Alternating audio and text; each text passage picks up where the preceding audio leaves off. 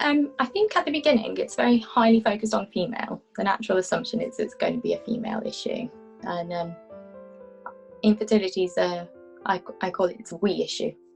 We're a couple, and when it comes to men, I do think they're a little bit stunned into it because it isn't seen as the norm. It's a lot to take on from them.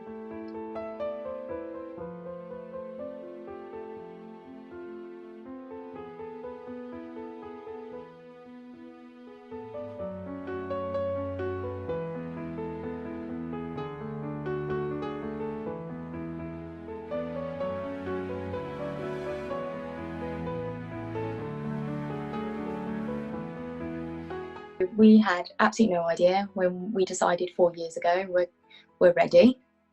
It, like most couples in this situation, just keep on going and thinking, as a female you think, is it me? So you start reading everything and timing and doing the ovulation tests and vitamins and diet, everything, and it's still not working. And then in the UK, after 2 years, you go get some bloods and they naturally do a sperm analysis, and it was the first one where it said there was no cells at all, which is called azoospermia.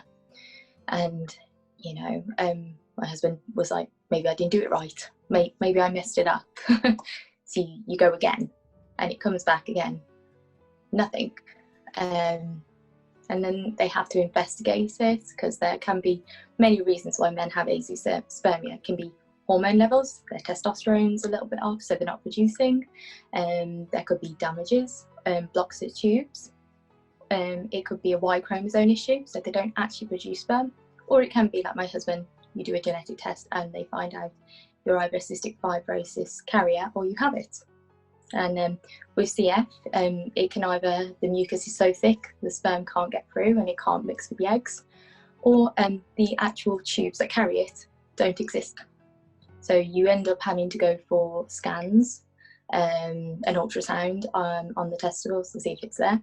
And we found the tubes are there for my husband, but there is a blockage. So that is why we are where we are. And the only options for people who have cystic fibrosis as carriers is IVF.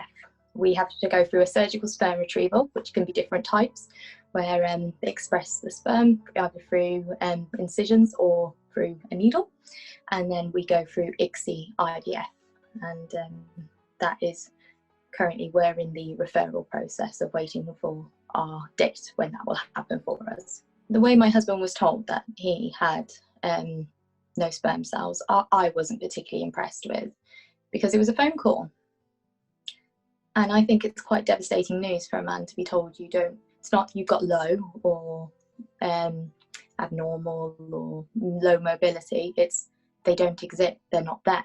I think it does affect men a lot, and sometimes they're not as open to admit how much it hurts. We're each other's rocks and everything, where he doesn't like to think about these things, I'll think for him, and don't worry, I'll get the information that we need. And we have this level of trust. If I say this is what we need to do, he knows that's what we need to do. And it's hard to see him go through such pain. And sometimes you're sitting in those meetings and they're going, well, you're normal, and you're just like, please stop using that word. We're in this together. And the thing is, like you said, it's when you get told this information, you're stunned, because at school you're always educated that you have sex once and you're pregnant, that's it, and they don't actually discuss infertility and the different types and the factors. So when it happens to you, I feel like it's kind of comes out of field and you're just stunned by it, because you're like, I've never really thought I had to think about this until you're in it. If that makes sense, no one prepares you that this could be a reality.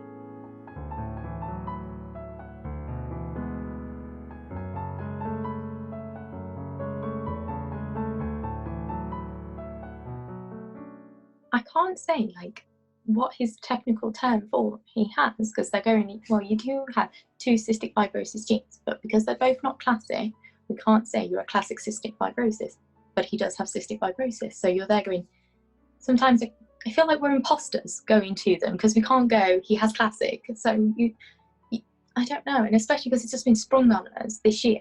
It's a very vulnerable thing to admit. And it's nice when you do find support groups that have a level of sympathy and empathy.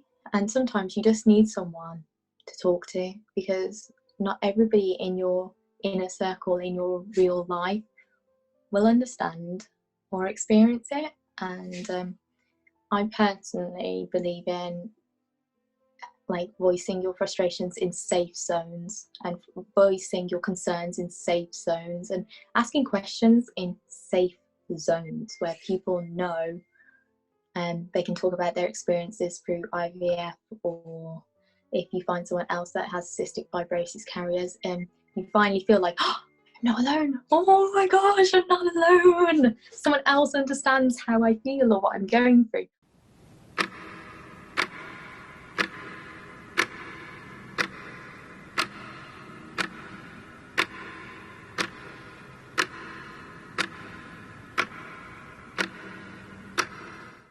He has transformed his mindset to be, I'm going to be the healthiest I can be. And that's how I am, where I think, okay, I'm going to be a vessel. It's the way I think of it. But I'm like, I've got to make sure I'm as in tip-top shape and taking my supplements, looking after my mental health, reducing that stress levels, and looking after myself physically, making sure I'm getting everything in me that I feel like, because I need to feel like I'm in control. It's the only way, because this journey, you're not in control. You are riding the wave. But whatever you can do it. If it feels like journaling helps you center yourself, do it. If going for a walk and listening to a podcast helps you, do it. Just, I find, doesn't matter how small or little it is, if it's wearing pineapple socks, do it. Just like whatever you want, make yourself feel better. Because, you know, like you said, it's so hard, and sometimes you're just sticking yourself together with gum and sticky tape, just trying to hold it together.